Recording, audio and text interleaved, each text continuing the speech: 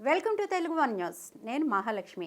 జగన్కు సుప్రీం నోటీసులు. సీన్ సితారైనా ఏపీ సీఎం జగన్మోహన్ రెడ్డి అక్రమాస్తుల కేసులపై వైసీపీ రెబల్ ఎంపీ రఘురామకృష్ణరాజు సుప్రీంకోర్టులో పిటిషన్ దాఖలు చేసిన సంగతి తెలిసిందే.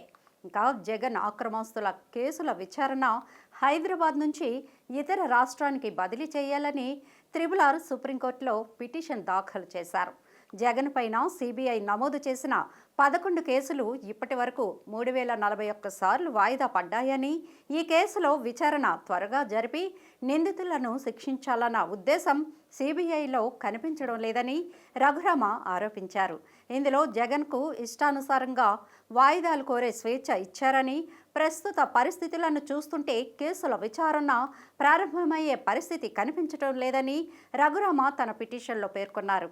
ఇంకా తమిళనాడు ముఖ్యమంత్రిగా పనిచేసిన జయలలిత అక్రమాస్తుల కేసుల విచారణను కర్ణాటకలో విచారణ జరిపినట్లే ఇప్పుడు జగన్ కేసుల విచారణను తెలంగాణలో కాకుండా మరో రాష్ట్రంలో విచారణ జరపాలని ఎంపీ తన పిటిషన్లో కోరారు.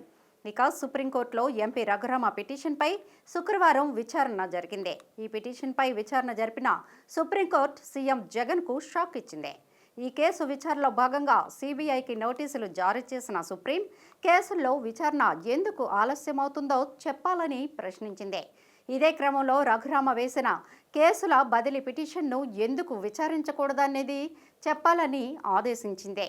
ఈ పిటిషన్కు సంబంధించిన ప్రతివాదులైన సీఎం జగన్కు సైతం నోటీసులు జారీ చేసిన సుప్రీంకోర్టు కేసును మాత్రం వచ్చే ఏడాది జనవరికి వాయిదా వేసింది.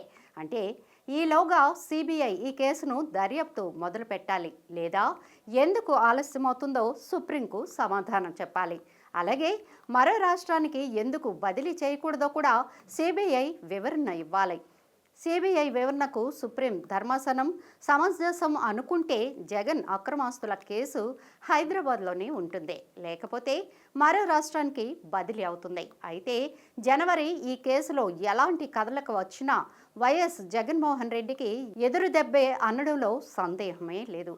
సుప్రీంలో సమాధానం చెప్పుకోవడానికి, తాము వేగం పెంచామని చూపడానికి సిబిఐ ఈ కేసు విచారణలో వేగం పెంచినా, లేక జనవరిలో సుప్రీం ఈ కేసును మరో రాష్ట్రానికి బదిలీ చేసినా, వేగంగా దర్యాప్తుని పూర్తి చేయాలని ఆదేశాలిచ్చినా అది జగన్మోహన్ రెడ్డికి ప్రతికూలమే అవుతుంది. వచ్చే ఏడాది జనవరి అంటే సరిగ్గా ఎన్నికల సమయం. మహా అయితే ఎన్నికలకు 2-3 నెలల సమయం మాత్రమే ఉంటుంది. ఆ సమయంలో అక్రమాస్తుల కేసు విచారణకు వస్తే వైసీపీ పరిస్థితి దారుణంగా మారనుంది. జగన్ కేసుల విచారణకు వస్తే జగన్ అక్రమార్జన, క్విడ్ ప్రోకో, అరెస్టు వంటి అంశాలపై జనంలో చర్చ జరగడం ఖాయం. ఇప్పటికే చంద్రబాబు అక్రమ అరెస్టు తర్వాత ఒక్క ఏపీలోనే కాదు, దేశవ్యాప్తంగా జగన్ అక్రమాస్తుల కేసు, 10 ఏళ్లుగా బెయిల్పై ఉండటం వంటి అంశాలపై విస్తృత చర్చ జరుగుతోంది.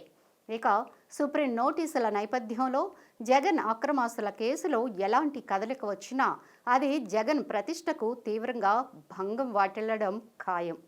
ఎన్నికల వేళ సిబిఐ ఈ కేసు విచారణ వేగవంతం చేస్తే అది ఖచ్చితంగా జగన్కు ఇబ్బందికరంగా మారుతుంది. ఇప్పుడున్న ఈ కేసు విచారణ ప్రకారం చూస్తే జగన్ ప్రతి శుక్రవారం కోర్టుకు హాజరు కావాల్సి ఉంటుంది. గత 4 ఏళ్లుగా జగన్ విచారణకు హాజరు కావడం లేదు కనుక జనవరిలో ఈ కేసులో కదలిక వచ్చేందుకు ఎక్కువ అవకాశం ఉంది. అప్పుడు మళ్ళీ ప్రతి శుక్రవారం కోర్టుకు హాజరు కావాల్సిందేనని, హాజరు కాకపోతే అరెస్టు చేయాల్సి వస్తుందని తీర్పు వస్తే జగన్ ప్రతిష్ట టోటల్ డ్యామేజ్ కానుంది. ఇప్పుడంటే బీజేపీతో సఖ్యత కారణంగా జగన్ ఈ కేసు విచారణ పరంగా ముందుకెళ్లకుండా మేనేజ్ చేయగలుగుతున్నారనేది జగమెరిగిన సత్యం. అయితే ఎన్నికల ముందు బీజేపీతో జగన్ మైత్రి ఎలా ఉండబోతుందన్న దానిపై కూడా ఈ కేసు విచారణ ఆధారపడి ఉండనుంది. అయితే దాదాపుగా ఇప్పటికే సంవత్సరాల తరబడి ఈ కేసు సాగుతున్న నేపథ్యంలో సుప్రీంకోర్టు తీవ్రంగా స్పందించే అవకాశం కనిపిస్తుందని పరిశీలకులు అభిప్రాయపడుతున్నారు.